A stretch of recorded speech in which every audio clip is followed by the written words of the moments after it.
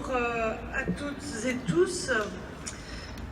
Je voudrais d'abord saluer le travail de l'AMS, l'Association pour la mémoire de la Shoah, qui a réussi à organiser cette cérémonie aujourd'hui et qui se bat depuis des années pour que cette histoire de l'Europe et de la Belgique ne soit plus oubliée et mise sous le boisseau.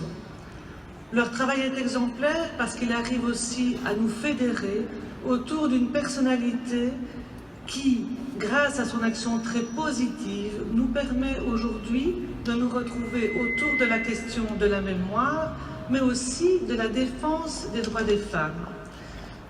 Nicole vient de le dire, j'ai été élue présidente du Conseil des femmes récemment et j'y succède à Viviane Teitelbaum, ici présente, qui est aussi de tous nos combats.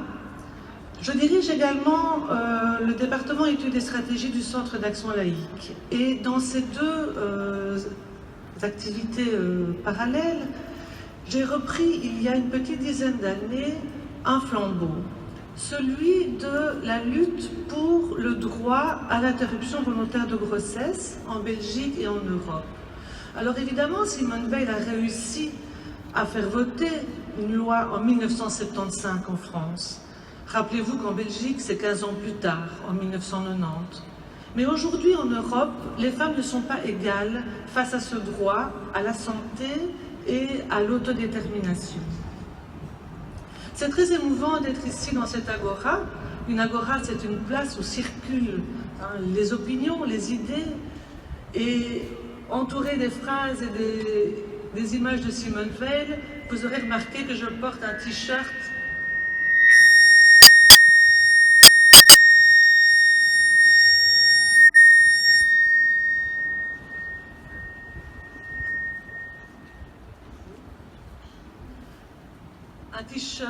à son effigie. Ça fonctionne plus? Un t-shirt à son effigie sous laquelle est indiqué deux mots. Merci Simone. Alors ça peut paraître un peu familier, mais ce t-shirt a été imprimé par un groupe de jeunes femmes françaises qui voulaient reprendre ce flambeau de la lutte pour les droits des femmes et particulièrement pour le droit à l'IVG. C'est plutôt prometteur que de voir qu'aujourd'hui, quelqu'un qui a durant des décennies travaillé pour le combat des droits fondamentaux soit repris par des jeunes générations qui paraissaient un peu endormies face aux enjeux actuels. Vous le savez, en Europe, la situation est compliquée pour les femmes, mais pas seulement en Europe de l'Est ou en Europe du Sud, c'est également le cas en Belgique où dès qu'il y a des crises économiques comme nous vivons, c'est toujours les droits fondamentaux des femmes qui sont d'abord les premiers minorés. Alors le droit à l'interruption volontaire de grossesse, c'est évidemment un combat qui peut paraître isolé du reste, alors que finalement il est emblématique. Il est emblématique de comment on envisage l'autre, les femmes en l'occurrence. Et sans doute que dans le parcours de Simone Veil, cette reconnaissance de l'autre qui habite une autre région, l'autre qui a une autre religion, l'autre qui a une autre apparence, l'autre qui a une autre anatomie, eh bien cet autre-là, en Europe, c'est la moitié de la population. Et cette moitié de la population, aujourd'hui, elle n'a pas le droit de décider avec qui, quand et comment elle veut des enfants. Dans beaucoup de pays d'Europe, c'est un problème, c'est une interdiction, peu ou prou limitée.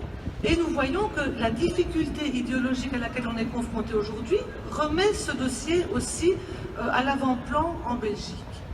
Alors je ne serai pas tellement plus longue, mais je voudrais quand même signaler que la ténacité dont a fait preuve Simone Veil, et ça a été rappelé avant moi, dans ce dossier, elle la doit certainement à ce qu'elle a vécu à Auschwitz. Parce que l'antisémitisme, c'est le rejet de l'autre parce qu'il est autre.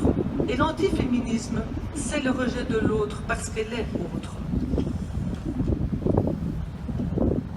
Alors, ça peut être un peu osé de faire ce parallèle, mais je pense que aujourd'hui, on a vu que l'antisémitisme est en recrudescence en Europe, et malheureusement l'antiféminisme également. Il me semble donc que nous pouvons reprendre le flambeau de ces luttes et la façon dont elle a travaillé, parce que Simone Veil faisait partie d'un parti politique, ni très à gauche ni très à droite, Et au fond, elle n'a pas combattu en fonction d'une idéologie, elle a combattu en fonction de constats, des constats qui étaient posés, des constats d'injustice. Et nous sommes ici, sur l'Agora Simone Veil, en 2018. L'année prochaine, ce seront les élections européennes. Ce sera aussi le 40e anniversaire de son élection à la présidence du Parlement. Nous avons donc quelques mois devant nous pour demander à nos députés, qu'ils soient locaux, nationaux ou européens, de consacrer en Europe un droit à l'interruption de grossesse pour toutes les femmes en harmonisant les standards des législations sur ce qu'on appelle la clause de l'européenne la plus favorisée. Il n'est pas normal que des femmes qui habitent en Suède aient un meilleur accès au droit à la santé reproductive que des femmes qui habitent dans le sud de l'Europe.